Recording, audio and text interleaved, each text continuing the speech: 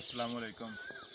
ਜਦੋਂ ਬਤਖ ਜਿਹੜੀ ਆ ਆਪਣੇ ਬੱਚੇ ਕੱਢਦੀ ਤੇ ਬੱਚੇ ਛੋਟੇ ਛੋਟੇ ਹੁੰਦੇ ਨੇ ਤੇ ਉਹਨਾਂ ਨੂੰ ਇਹ ਚੱਲਣ ਦਾ ਵੀ ਵੱਲ ਨਹੀਂ ਹੁੰਦਾ ਤੇ ਬਤਖ ਜਦੋਂ ਪਾਣੀ ਦੇ ਵਿੱਚ ਜਾਂਦੀ ਹੈ ਤੇ ਉਹ ਤਰਦੀ ਹੈ ਤੇ ਬੱਚੇ ਜਿਹੜੇ ਨੇ ਉਹਦੇ ਉੱਤੇ ਸਵਾਰੀ ਕਰ ਲੈਂਦੇ ਨੇ।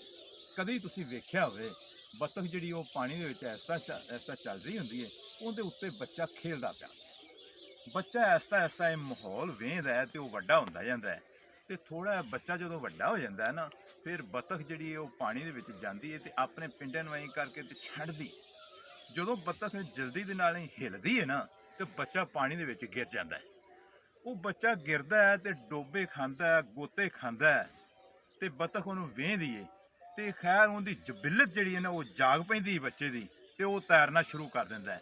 ਉਸ ਤੋਂ ਬਾਅਦ ਬਤਖ ਜਿਹੜੀ ਹੈ ਨਾ ਉਹਦੀ ਜ਼ਿੰਮੇਵਾਰੀ ਖਤਮ ਹੋ ਜਾਂਦੀ ਹੈ ਤੇ ਉਹਦਾ ਬੱਚਾ ਜਿਹੜਾ ਨਾ ਆਟੋਮੈਟਿਕ ਬਜ਼ਾਤੇ ਖੁਦ ਖੁਰਾਕ ਜਿਹੜੀ ਉਹ ਢੂੰਡਦਾ ਹੈ ਤੇ ਉਹ ਤਰਦਾ ਵੀ ਆਪ ਹੀ।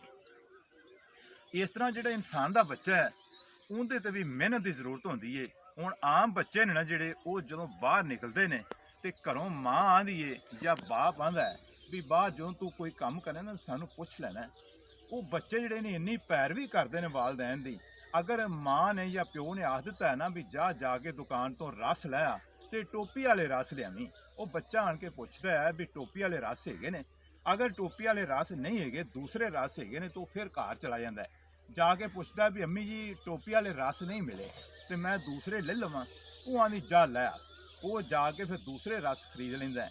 ਇਸ ਤਰ੍ਹਾਂ ਅਗਰ ਉਹਨੂੰ ਗੋਸ਼ਤ ਨੂੰ ਭੇਜਿਆ ਜਾਏ ਤੇ ਬੱਚੇ ਨੂੰ ਦੱਸ ਕੇ ਕਰਨਾ ਹੈ ਵੀ ਤੂੰ ਨਾ ਗੋਸ਼ਤ 3 ਪਾ ਲਿਆ। ਜਾ ਕੇ ਜਦੋਂ ਬੱਚਾ ਮੁਰਗੀ ਕਰਵਾਉਂਦਾ ਹੈ ਤੇ ਉਹ ਗੋਸ਼ਤ ਹੋ ਜਾਂਦਾ ਹੈ ਪੂਰਾ ਕਿਲੋ।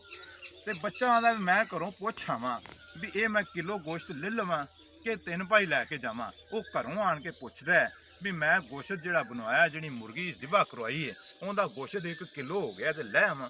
ਘਰੋਂ ਮਾਂ ਜਾਂ ਪਿਓ ਉਹਨੂੰ ਕਹਿੰਦੇ ਨੇ ਵੀ ਜਾ ਕੇ ਲੈ ਆ, ਉਹ ਲੈ ਆਉਂਦਾ। ਇਸ ਤਰ੍ਹਾਂ ਚੱਲਦਿਆਂ ਬੱਚਾ ਜਿਹੜਾ ਉਹ ਥੋੜਾ ਜਿਹਾ ਵੱਡਾ ਹੋ ਜਾਂਦਾ ਹੈ।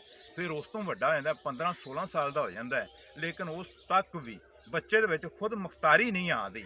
ਉਹ ਜਿਹੜਾ ਹੈ ਨਾ ਜਦੋਂ ਵੀ ਕੋਈ ਕੰਮ ਕਰਦਾ ਹੈ ਤੇ ਉਹ ਪੁੱਛ ਕੇ ਕਰਦਾ ਹੈ। ਸਾਨੂੰ ਵੀ ਇਹ ਚਾਹੀਦਾ ਜਿਵੇਂ ਉਹ ਬਤਖ ਜਿਹੜੀ ਹੈ ਉਹਨੇ ਆਪਣੇ ਬੱਚੇ ਨੂੰ ਪਾਣੀ ਦੇ ਵਿੱਚ ਫੈਂਕਿਆ, ਅਸੀਂ ਵੀ ਆਪਦੇ ਬੱਚੇ ਨੂੰ ਜਿਹੜਾ ਮਾਹੌਲ ਦੇ ਵਿੱਚ ਫੈਂਕੀਏ।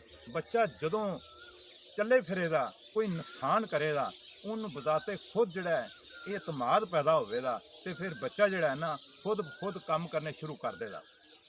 ਲੇਕਿਨ ਅਸੀਂ ਅਗਰ ਨਾ ਕੀਤਾ, ਜਿਵੇਂ ਬਤਖ ਦਾ ਬੱਚਾ ਜਿਹੜਾ ਹੈ ਉਹਦੇ ਉੱਤੇ ਸਵਾਰੀ ਕਰਦਾ ਹੈ, ਅਗਰ ਉਹ ਵੱਡਾ ਹੋਣਾ ਸ਼ੁਰੂ ਹੋ ਜਾਏ ਫਿਰ ਉਸ ਤੋਂ ਵੱਡਾ ਹੋ ਜਾਏਗਾ। ਕਦੀ ਉਹ ਵਕਤ ਆਵੇਗਾ ਜਿੰਨਾ ਬਤਖ ਦਾ ਵਜ਼ਨ ਹੈ ਉਸ ਤੋਂ ਜ਼ਿਆਦਾ ਉਸ ਬੱਚੇ ਦਾ ਵਜ਼ਨ ਹੋਵੇਗਾ ਤੇ ਉਹ ਵਜ਼ਨ ਹੈ ਨਾ ਜਿਹੜਾ ਉਹ ਬਤਖ ਨੂੰ ਲੈ ਡੁੱਬੇਗਾ। ਇਸ ਤਰ੍ਹਾਂ ਜਿਹੜੇ ਸਾਡੇ ਬੱਚੇ ਨੇ, ਅਗਰ ਅਸੀਂ ਉਹਨਾਂ ਨੂੰ ਖੁਦ ਮੁਖਤਾਰੀ ਨਾ ਸਿਖਾਈ, ਇੱਕ ਵਕਤ ਉਹ ਆਵੇਗਾ ਅਸੀਂ ਉਹਨਾਂ ਦੀ ਸ਼ਾਦੀ ਵੀ ਕਰ ਦਿਆਂਗੇ, ਉਹਨਾਂ ਦਾ ਵਜ਼ਨ ਸਾਨੂੰ ਹੀ ਚੁੱਕਣਾ ਪਏਗਾ।